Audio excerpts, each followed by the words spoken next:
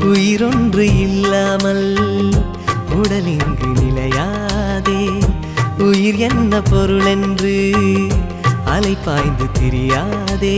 வாழ்க்கையின் வேர்களோ மிக ரகசியமானது.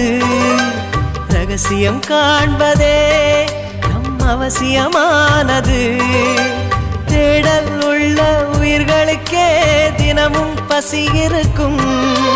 தேடல் என்பது உள்ளவரை வாழ்வில் ருசி இருக்கும். பாடல் போல தேடல் கூட ஒரு சுகமே. இசை பாடி வரும் இளம் காற்றுக்கு உருவமில்லை. காற்றலை இல்லை என்றால் ஒரு பாட்டொலி கேட்பதில்லை. ஒரு காலம் வருகையில் உள்ளம் கொள்ளை போகுதே. ஆனால் காற்றின் முகவரி